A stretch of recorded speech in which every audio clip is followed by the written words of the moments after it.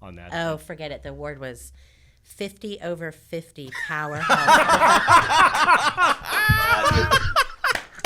Oh, that's an award you don't want anybody to know you have. Wait a minute. Wait. What award was it?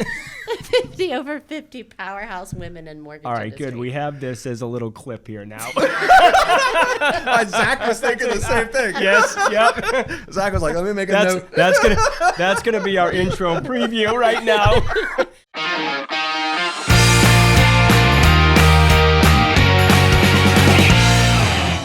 All right, welcome to another episode of the Contacts to Contracts podcast. I am Bryan Lovell, always here with our amazing co-host, Mr. John Jones. What's up, Bryan? And John, we have probably one of my most favorite people Absolutely. in the whole world with us today. Amen. Loralynne Ball. Loralynne. You don't have a choice. Yeah, we have the pleasure. We have the pleasure. She makes us do this. Of getting, she does. Of getting to work with her, and so she is the senior vice president of sales for VanDyk Mortgage. To kind of put that into perspective, what do we got, John? She's the big cheese. Yeah, about 225 loan officers in 2020, closed a little over 10,000 units for just over $2.5 billion. It's interesting, Loralynne. I was thinking, when you originally came to VanDyk Mortgage, you had your own brokerage, Tri-County Mortgage, and we grew that branch location in volume to the size that VanDyk Mortgage was when we joined it in 2010. Right. So that's an amazing feat, right? And there's probably a lot of questions we can talk about how it went from like 25 units a month to a lot. And we had a lot of fun. 83 by New Year's Eve. Yeah, I remember that. Brought my t-shirt. I remember that. We did, I remember I was driving home from work one day and we were trying to think of this like slogan. We were trying to really get business ramped up. And so we came up with the slogan 83 by New Year's Eve because it kind of rhymed a little bit. Yeah. And she had her husband actually make the shirts with iron-ons, and we passed them out at a sales. Passed them out at a sales It's meeting. like the old marketing days. Yeah, it was awesome. when you did everything. Yes. Yeah. That's legit. In the early days, we were everything. Yeah. And we made bracelets, 300. Oh, yeah. Yeah, the road to 300. Yeah, those are the good old days. But those things made a difference. I mean, everybody knew the goal, and we were all excited to make it there. Yeah. I don't think we made it, but we did the next year. Yeah, we didn't hit 83 by New Year's Eve. I think we got pretty dang close. It ended up being like 79 or something like that. But and then I think the next ones we made those shirts that said like "Keep calm" and "Bring 200 loans on" or something like that. Yeah. We had this goal for a long time to get to 200 units a month. Yeah. And which, like you said, is close to what VanDyk was doing when we came. Yeah. So it was a big deal. Yeah. Lots of system changes and recalibrating. A lot of recalibrating. Yeah. So, Loralynne, you've been in the business for a couple of years. Well, we just figured out, thanks to John Jones's math skills, that it's been 35. Been 35. Almost. December. Well, in fairness, you started at 4. Right, exactly. I was 4 years old. But even before you were in a leadership role like you are now, you were a powerhouse originator. Yeah. So tell us a little bit about what those early days were like and maybe a little bit of how you built your business. So believe it or not, 0 credit reporting agencies. So every file you had to literally build the credit for the borrower. Well, I know that sounds crazy, right? A lot of FHA. But you owe tons of FHA. And for FHA, you put it all in a case binder and you mailed it to the FHA Hawk Center, and you maybe would hear an answer in about 60 days. And then it would have conditions, and then you'd mail more. But Were you able to do TBDs? Or do you? Oh, no. No. Oh, wow. No. God, no. No, you just no. No. Ratios were tight. I mean, you're locked down. Yeah. And the ratios. VA would set the rate for the day, and let's say that you quoted the borrower that rate, and then 60 days later you closed. If the rate of the day was 9 and 2 points, 60 days later it could have been 9 and 4 points, and you had to close that. So it was nuts. But it was fun. And I mean, Jen Kersey was my processor, who's our processing manager now, and we were closing 20, 25 units a month. Not when it was that bad. I mean, we had now credit reporting agencies and Right. things like that. I was going to say, because like we That see brings you up towards like the mid 90s, late 90s. Yeah. I think when Jen probably came on board, right? 93, 94, yeah. So the reason I think that's crazy is we have loan originators. We see them all across the country, not just with us, but with other companies too, that like they struggle just to close 6 loans a month, right? And it's not about the struggle to get the 6 loans. Like they physically struggle with, how do I get my pipeline closed at 6 loans a month? Like, why do you think you were able to do that kind of volume with really back then you didn't really have much leverage? No. I mean, let's be honest, at first I was single with a 3-week-old baby and a 2-year-old son, and it was just, I didn't have a choice. I mean, at first, if I'm being honest. But I just was really organized as far as my time. I mean, everybody knew I worked late on Wednesday nights. I mean, late being 10:30, 11 o'clock at night. And I mean, I worked all weekend, but I know this is a touchy subject, but I mean, I took an awesome application. Every borrower interview was an interview. I mean, it was at least an hour-long application, and I took a great application and prepared them up front. And then when I handed it off to Jen, then it was just a matter of documenting it all. But it was very much organization and hard work. I mean, I worked for a Century 21 office. John and I worked together there too. Yep. And there were over 1,000 agents. And I was only in one office, but managing them all. And Sean Moore was there, and he was we were neck and neck and constantly rallying back and forth. Pushing each other. Yeah. Yeah. But it was fun. I mean, I always enjoyed it. And I got married, remarried, and set the right expectations for him, because, you know, your spouse has to support you. Yeah. Or you're not going to do well. Yeah. And it's a full-time plus job. If you want to make 6 figures or more, you gotta hustle. Yeah. Pick up your phone at night, be available on weekends. I mean, especially if you're going to be situated in a real estate office, you have no choice. No. And I love real estate agents. I mean, I do. Some of my very best friends, but I have some horror stories. I mean, I have one where I was physically getting sick with the flu, and the agent told my husband to put the phone up to my ear. She had a question, and he's like, I'm not. I remember some of those agents, by the way. Yeah. Wow, that's absolutely crazy. So I want to take you back to 2 points you just made, because I think they're worth digging a little deeper into. Okay. The first one was, you said that you had a late night. Mm-hmm. So tell us a little bit about that. Like, why did you do it that way? What was the advantages of it? Well, I really did it for 2 reasons. One, most of the consumers are working. Yeah. And so I always would do those folks that couldn't get in during the day, I would purposely schedule them for that night. But I always had an hour and a half to 2 hours just to regroup in the office, because it took that. I mean, it took the time to plan. I wasn't great at planning my weeks like on a Sunday, but that Wednesday night was like just time for me to really think about, where am I? Where do I want to go? So like on that Wednesday night, somebody was taking care of the kids, making sure they got fed. Everybody kind of knew, hey, the runway's clear. I'm going to work Wednesday night until it's all done. So that was like your catch-up day. Yep. And then like, what did a normal week look like? I mean, obviously you said at the time you were a single mom, so I'm assuming maybe your day started a little bit later. No. No? Okay. No.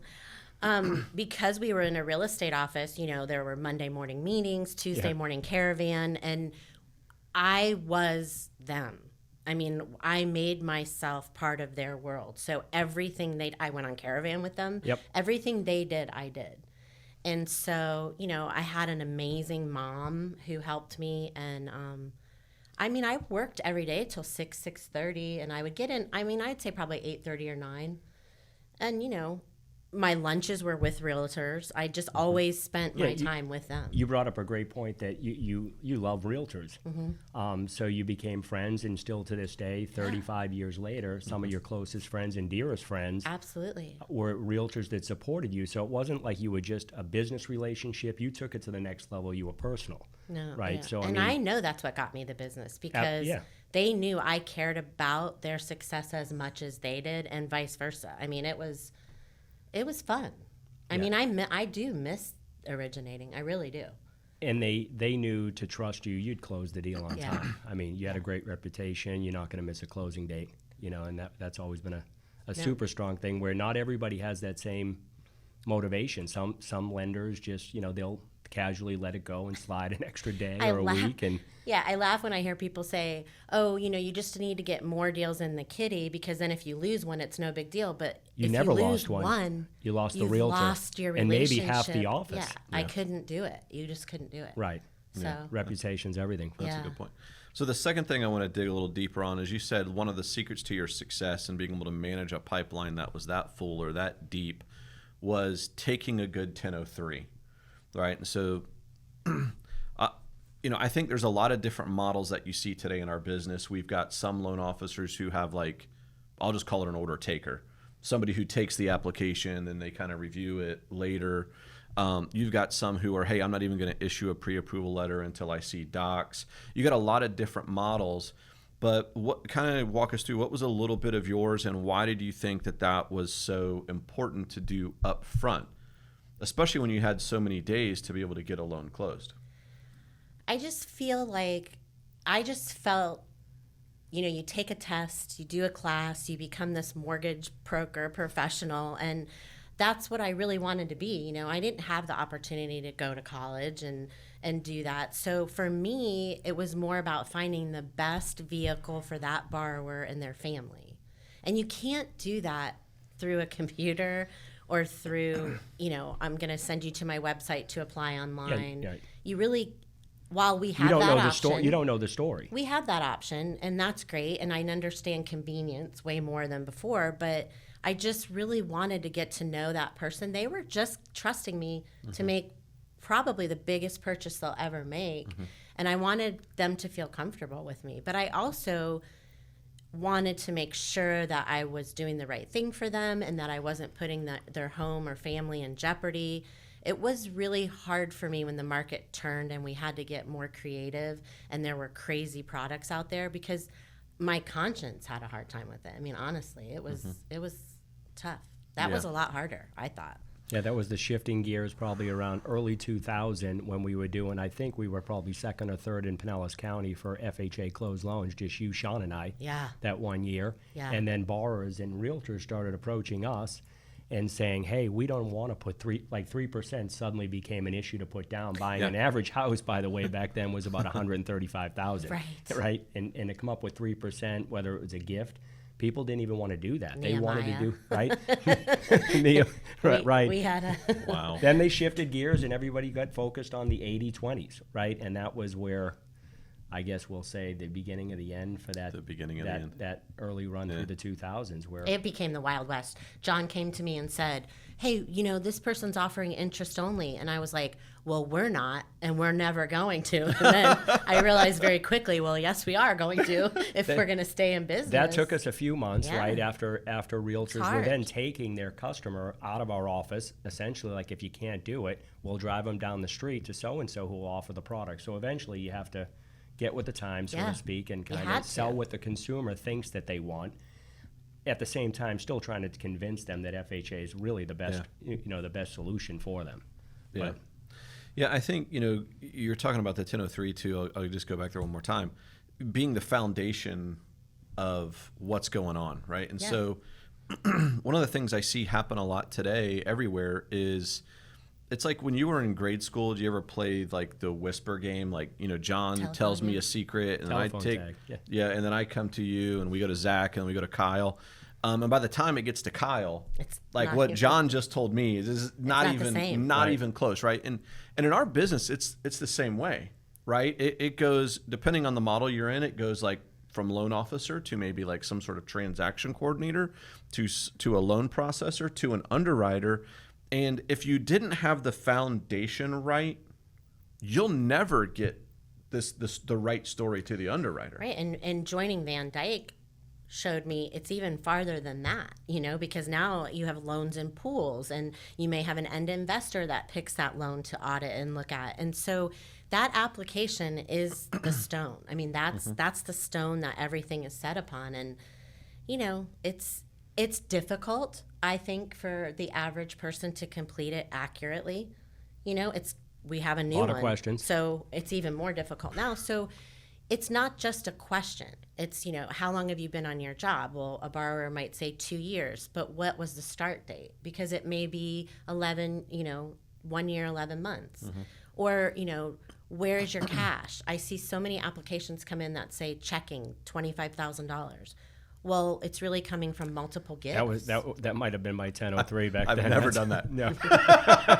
So, and then you find out, it's a gift, which causes more documentation. So, and could you change your findings? Right. Yeah. Right. So if you just spend a little bit more time up front and you dig, I'm all for online applications, but you cannot not do the interview. Yeah, at some point you still got to get on the phone after an online application and do go the back dig through deep. it. Yeah, and you do the have dig to. deep. Yep. So, Loralynne, you shared that early in your career, your business was coming from real estate agents. You were in a real estate office, but I'm sure that there's still like some old school tips and tricks that maybe you could share with us on how you grew your business even back then. Like I remember things like you telling stories about like, dog biscuits or something like. I mean, well, John will tell you, I dressed like Priscilla and he dressed like Elvis, and we went and handed out hunka We did a burnin' presentation love stuff. And I mean, at a KW office. Justin Kelly dressed up like a magician, the mortgage magician. But it sounds gimmicky, but when you can make light of a really hectic business, that being real estate agents and mortgage people, it really meant a lot. So like we would do little things like wrap up dog bones and say, throw me a bone sometimes. Because just because I was in a real estate office, they didn't have to use us. Mm-hmm. So we still had to compete and promote fight and to get the business. Yeah. So we did a lot of that. And I did a lot of hosting. I mean, but they knew my kid's birthday. I mean, we were close. And like I said earlier, I knew what they were doing all the time and what they needed. I could have easily worked in real estate. Mm-hmm. But I did that on purpose because they were my customer ultimately, and I wanted to know, how can I help them? So, I mean, one of my best customers wasn't in Century 21, and it was Nikki Ubaldini was in Remax, and at the time, and she gave us loans because she jokes and says I was the FHA queen, but I made it a point to know how to do that product and get it, and I sold the listing side of the table all the time because if I did a good job, why wouldn't they send me business? Yeah, no, you're absolutely right. Yeah. I mean, one of the things you talked about is getting in the friend zone. I mean, essentially going above and beyond with the agents. Again, not just a transaction, hey, I'm going to do your deals, but when you become friends, it's a whole different level of business. They know and trust you. And I mean, it's personal. And if you have those hiccups, because we're going to have hiccups, hiccups. They're more forgiving and willing to, let it slide. Yeah. Knowing and that you're working honest, hard. Quick to give bad news. If it's bad news, it's bad news. Let's Pull just the get it plug out, quickly. get it in front. And I mean, I honestly can say, geez, like I lost my mom and dad through all of that. I went through a divorce, and all of those people were there for me. That's just why I loved it. And I think it was it was a great way to build a business. I remember what I was going to ask you. I remember you telling a story to a group of originators one time. We were talking about, getting to know your agents, John, to your point, the friend zone. And you mentioned like this card catalog or like Rolodex. Can you tell us? Because I think I know was that 100 years. I know it's 20 years later. Let's just get it I know out it's there. 20 years later, but 100 days to greatness. Today maybe you could leverage this idea in a different way through technology. You can use it in technology, yes, but every agent has their own set of wants and needs. And I learned early on, you can't just assume what they want. So in order for my team, which was Jen and I, to really give the best service, I had an index card on everybody. And, Mary Kay may have wanted to know every single solitary thing that went on all the way through, but Angie Morris may have said, call me if there's a problem. Right. And then I would also say things on the index card like, Angie's going to be going to Greece next month. So we were communicating important things because it is hard to remember everything about everybody. Mm-hmm. And that index card just kind of just kind of laid it out there, and also like more specifics, like don't give this person a pre-approval letter unless you've done X, Y, and Z. So you still can do that. You still should do that. Your database should be rich and deep. It shouldn't be And narrow touched. and wide. It shouldn't just be a name and a number. Is what you're getting at. Is there should be so like what did you have a system for getting into that? Did you have a system for staying in contact? Oh yeah. I mean, I had one office, and my office had about 200 agents. So I had the roster, and I called 5 a day every day because they didn't all come into the office. And to get the information, we were really blessed because if someone new came, one of us would sit down with them and we'd just talk to them. It's not a sale. Get it to know them. What do you like? What don't you like? What are your hobbies? How long have you been in the business? Things like that. So it's just taking the time. I know I could just see Sean Miller right now just cringing because you don't have time, so you think. But taking the time to get to know people really pays off tenfold in the end, as you go. So, yeah, we did a lot. We reached out to them. We were also a very involved office. So when there was a Monday morning meeting, lots of people were there. Yeah. And that was the day when everybody would come to a meeting in person, and they were active agents. I mean, the industry's definitely changed and evolved. For sure. I like to talk about back then, your top agent was a mega producer. I mean, they would funnel you a lead or two every week. Yeah. Where today I think it's changed. It's kind of spread out, and watered down a little bit, and a lot of the mega agents focus on the listing side. But back in the day, I mean, you probably walked in with Linda, Mary, Angie giving you 2 or 3 pre-quals every Monday morning. Get started on these guys. Oh, I also, on the weekends, would pack up my car with a cooler Open and house fruit and water, and I would go visit them. I mean, they were sitting in these open houses by themselves. Yep. Sometimes no TV, anything, and I just go visit them. And That was how I built my business as a rookie, and that was one of the questions I want to ask you. We'll get to, but like as a rookie for me, I knew kind of right away, like if I'm going to get business, it's going to get referred to me by real estate agents. So where do I meet them at? And the easiest thing for me to think of is they were either doing broker opens, which in my market was every Tuesday, and then open houses on Saturday and Sunday. And as a rookie, I went and did open houses every single Saturday and every single Sunday. And what I was looking was just to add people to my database so that on Monday I could call and say, hey, Loralynne, it was great meeting you at your open house on Sunday. How'd the rest of your day go? I'm just starting a conversation that eventually is going to lead to, hey, so what are the chances we get together for a cup of coffee sometime, right? But now instead of just hitting a database of people I've never met, they were people who I'd met and, put palm to palm. Had a good conversation with. Shook hands with. It's funny because we say and the business and those is things different. haven't changed, by the way. I was just gonna say. I'll give you a quick example. Is we have a rookie LO that started October 1 with us down in Fort Myers, Sean Carter. Brand new to Florida, by the way, so he doesn't have any sphere of influence here. From Michigan, so first tip was to start hitting open houses. He hits about 5 or 6 every weekend, right? Brings the water, stays for 10 or 15 minutes, exchanges a business card, follows up. In March, he closed 10 units for $2 million in volume. 6 months in the business. People who have been in the business for years don't do that. Don't do $2 million. Don't hustle like that. Yeah, but that's what I was going to say. People keep wanting to say how different it is. And it's about people, Right. From everything from the hiring of the people on our team to the relationships that we have with our referral partners to our relationships with our borrowers. It's still about people. And you look at the different coaching styles too today, like for me, it was Bryan and Tom Ferry. Those were the 2 big real estate coaches, and they had 2 completely different approaches. Tom Ferry was pick up the phone book and just start dialing for dollars, which was not my speed.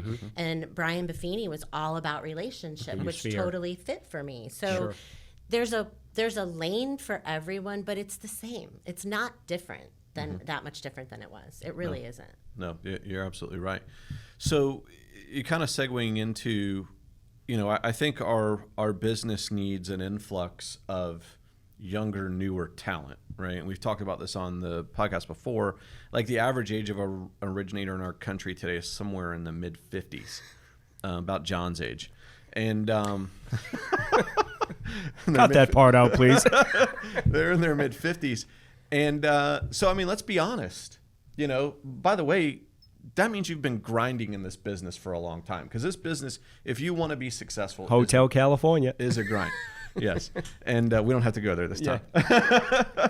But I think there's an opportunity for a lot of new, young talent looking for a new career or possibly a career change. What advice would you give to somebody who decides, hey, I want to be a mortgage loan originator, and where do I start? I mean, you're meaning like you're already done licensing and everything like that, but boom, now where do I get a loan? Well, I mean, obviously, I'm really pro getting those folks because I think kids, I call them kids today, you know, coming out of college with a degree today it's expected. It's like high school when we were growing up. So, you know, gone are the days where I have my college degree, I should make $1 million, you know, hire me. So that's one thing. The It's second still out there. thing is, yeah, it's still. But the second thing is that, you know, I would strongly encourage someone brand new to get on a team because every loan is different. Every borrower situation is different. And the more experience you can get, the more training you can get, the better off you're going to be in the long run. So my first suggestion would to get on a team. And everybody has a sphere of influence. You know, I mean, we all have family, friends, coworkers from a previous job, college, you know, fraternity, sorority brothers and sisters. Everybody has a sphere. And the first thing you do is you get that sphere on paper and you let everybody know what you're doing.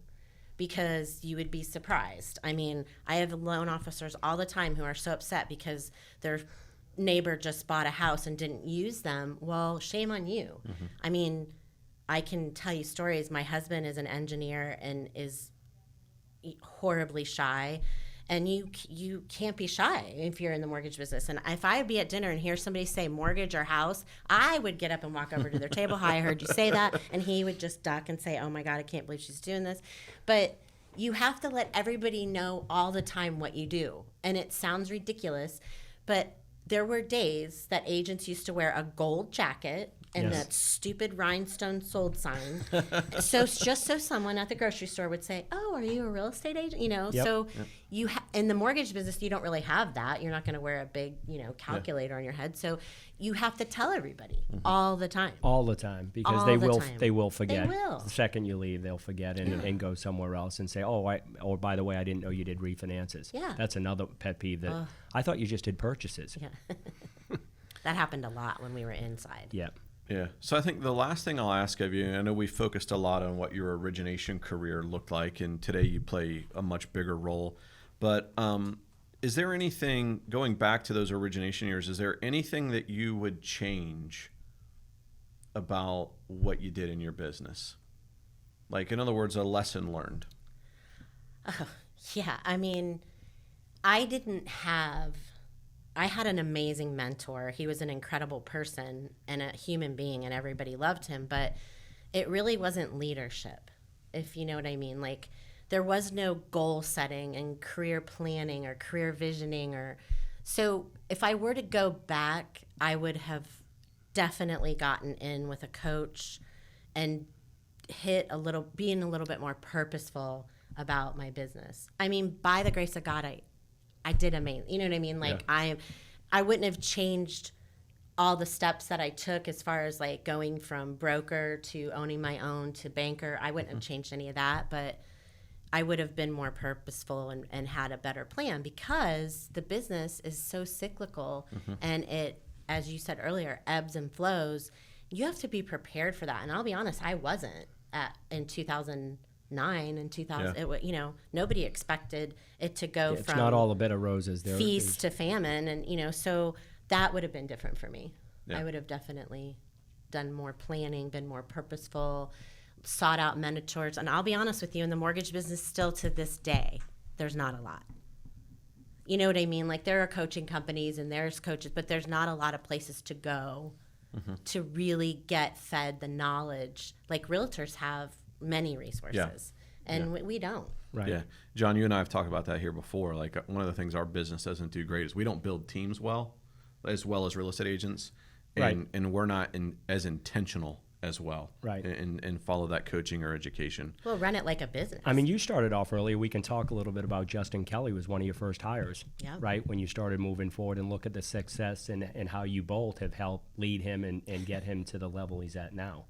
So you've got a kid. Justin was mowing lawns. The when I met kid him. walk. The kid come. Essentially, I call him a kid. He was a Yeah. kid. Yeah. He came walking in. He's hot. It's about 95, right? Midsummer. He's like, "Can I get a water?" And by the way, do you like what you do? Yes. And from there, he talked about that on this show. Yeah. I mean, which is just incredible. A young kid that was still in college, putting himself through school, and started. You took him in, and he spent 6 months or a year with you before, going on his own. I would say the one thing I'm most grateful that I did was start at the bottom. I mean, I started as a receptionist, you know what I mean? And then I went and junior processed, and then I processed. And that is information that I would never have had if I hadn't started at the bottom.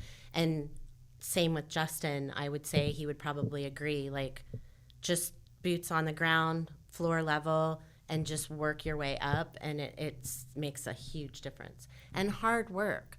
Like, I think if anything's so frustrating to me today, it's people who I see more potential in than they see in themselves, but also they're not willing to really work hard. Like, there's no such thing as 9 to 5 I was just going to in say the that. mortgage Yeah. business. It just doesn't exist. Yeah. So, Cool. John, anything else? No, I think we touched on it. All right, cool. Well, listen, thanks for tuning in to another episode of the Contacts to Contracts podcast. Thank you, Loralynne, for spending a little bit of time with us. On behalf of John Jones, we want you to know if there's anything that we can do to help you with your business in any way, we're always here to serve.